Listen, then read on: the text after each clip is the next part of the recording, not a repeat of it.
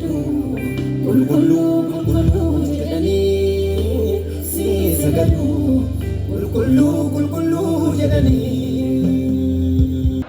Egaa namoonni sirriitti hubannoodhaan deddeebitu taanaan Waaqayyo waan hedduu isinitti dubbata waan ta'eef sirriitti hubannaan baay'ee barbaachisaadha. Yeroo darbee barumsa wajjin jalqabnee turre mata duree barsiisa sobaa jedhu irratti wajjiniin ilaallee turre wajjin jalqabnu raajota sobaa kan jedhu mallattoon isaanii maaliin kan jedhu irratti wajjin deemna waan ta'eef sirriitti hubannoo guddaadhaan akka isin hordoftan jaalala Waaqayyootiin isin gaafadha. Kanaaf egaa waldaa keessatti rakkoolee gurguddaa kan uume amma ammaatti hiikamsa kan dhabe rakkoo waldaan kiristaanaa qabdu waan afur gurguddaa akka ta'e isinitti himeen jira. Tokko barsiisa sobaati. Barsiifni sobaa waldaa diiguu balleessuu akka danda'u sirriitti amaloota isaanii wajjin isinitti himeera. Lammaffaa irratti raajota sobaati. Sadaffaan tiksee sobaati. Tiksee bitamaan hoolota akka gadhiisu. Hoolota bineensatti akka kennu maaltu na galche akka jedhu inni dhumaa amantoota sobaan waldaa keessa deddeebi'an akka barbaadan ta'anii waan barbaadan godhanii maaltu nama gashe jechaa nama ajjeesaa hataa waan barbaadan ta'aa waldaa keessa kan deebi'an isaan kun amantoota dhugaa miti. Egaa har'a kan ilaallu waa'ee raajii sobaati. Raajonni sobaa jiru moo hin jiran? Gooftaa Yesuus waa'ee raajii sobaa akkamitti dubbate? Bara Yesuus Kiristoos lafarra tures raajii sobaa jira. Yesuusumti yeroo lallabaa ta'ee tajaajilaa ture raajii sobaa jira jechuudha. Kanaaf arras jiru moo hin jiranii amala akkamii qabu kan jedhu arras jalqabaa wajjin waan ilaalluuf sirriitti gurra keessan akka naaf ergiftan akka na dhaggeeffattan jedheera isin. Raajii sobaan maalinni raajii numtii kan sa'an jedhu waa'ee raajii dhugaa miti amma kanan xiyyeeffadhu raajii sobaa qofa irratti xiyyeeffadha waan ta'eef na hordofa faallaa raajii dhugaa ta'e jechaadha. Hiika isaa qabadha. Raajii sobaa jechuun waan gara fuulduraatti ta'uun irra hin jirre hin ta'a jedhanii dubbachuu jechaadha. Nama du'uun irra jiraatu hin jiraata jedhanii itti dubbachuu. Saba qormaan itti deemu atoo bashannanatti deemta jedhanii itti himuu. Nama guddachuudhaa jiru moo hin guddattu ati jedhanii itti dubbachuun kuni maalinni ergaa sobaa raajii sobaa jedhama jechaadha. Namoota meeqa wantoonni baay'een kan isinitti dubbatame waan jirtaniif keessa deebii boqonnaa 13 lakkoofsa 1 achirraa kaatanii olaaltanii argitu raajii sobaa bakka 3 gurguddaatti qoodamu. Tokko akkaataa isaan itti dubbatan tokko of keessaa fuudhanii kan dubbatan, lama namarraa dhaga'anii kan dubbatan, sadii hafuura seexanaatiin kan dubbatan gosa 3. Raajii sobaa waan 3 kanarraa walteessaa tokko ta'aa jechuudha. Kanaaf of keessaa fuudhanii kan dubbatanii maalinni nama guyyoomsuudhaaf Ermiyaasii boqonnaa 14 lakkoofsa 14 akkasuma Hisqeelii boqonnaa 13 lakkoofsa 2 irra dhaxxanii yoo dubbistan asii gadeesaa sirriitti argattu. Raajonni sobaa kun akkamitti soba dubbatoo jettan tokkoffaa of keessaa fuudhanii waanuma isaanitti fakkaatu dubbatu.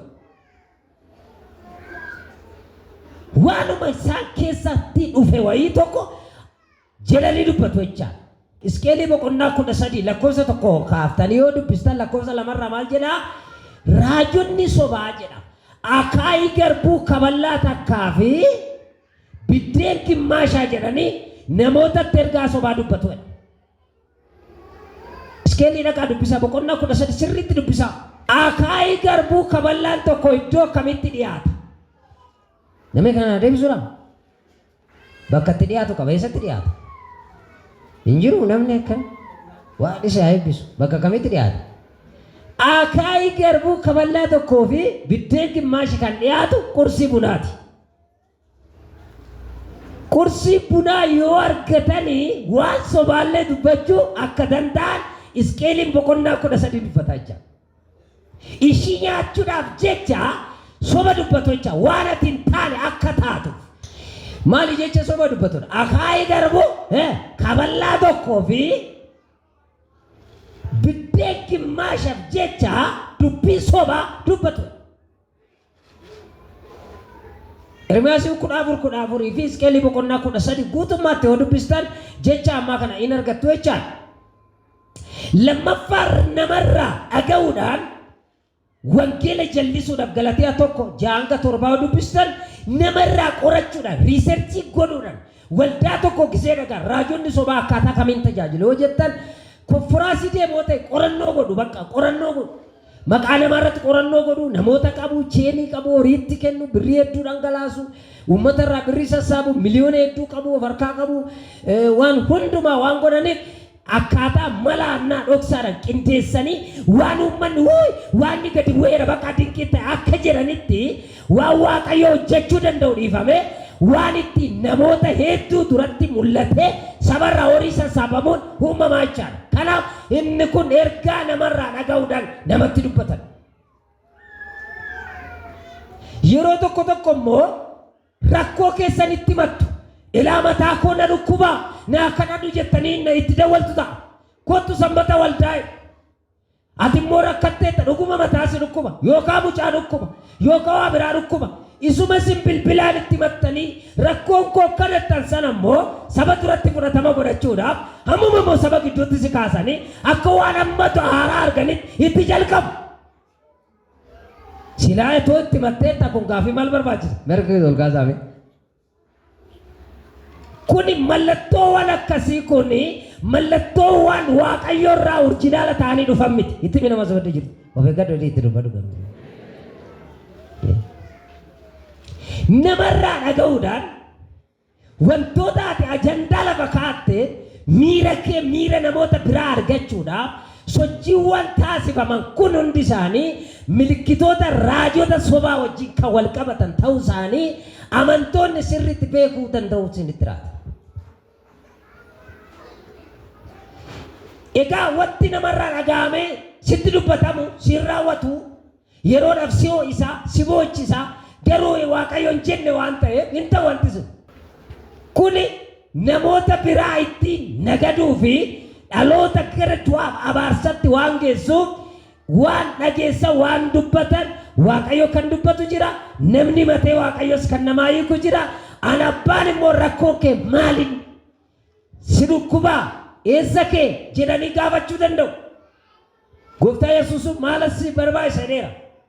Kan dursanitti mani Yesuus hin dubbanne waanuma isaanii mataan itti dubbate ameen jedha maalo.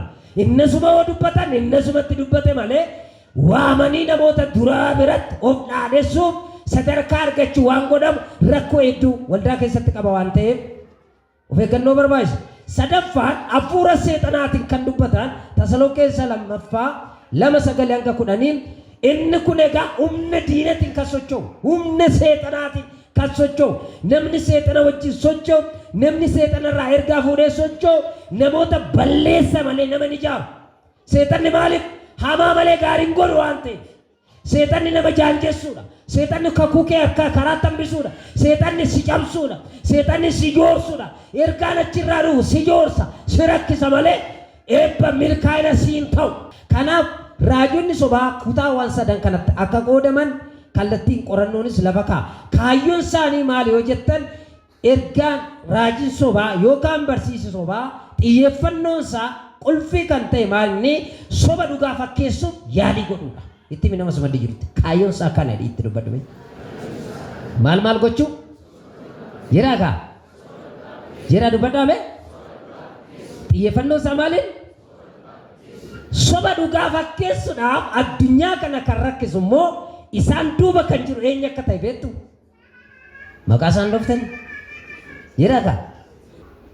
Hojjetti addunyaa kanatti kan lakkifame namoota akkasii duubaa kan jabeessu seexana akka ta'e lafa kaa'a jechuudha. Hojiin akkasii immoo saba hedduu kufachiisa. Mallattoowwan raajota sobaa mallattoowwan gurguddaa 5 of keessaa qaba. Mallattoon isaanii tokko maaliin dinqii fi mallattoo sobaa hojjechuun Maatewos 24 irratti Elaayi yeroo milikkita gurguddaa argisiisuudhaan jedha.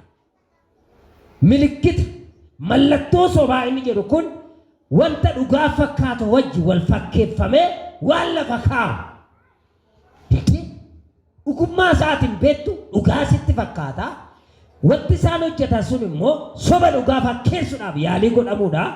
Yeroo kana gidduutti namoota sirriitti hubatan yoo ta'e malee adda baasuun nama rakkisa. Mallattoon raajii sobaa tokko dinqii fi mallattoo sobaa agarsiisuu akka danda'a wangeela Maatewos boqonnaa 24 lakkoofsa 24 irratti.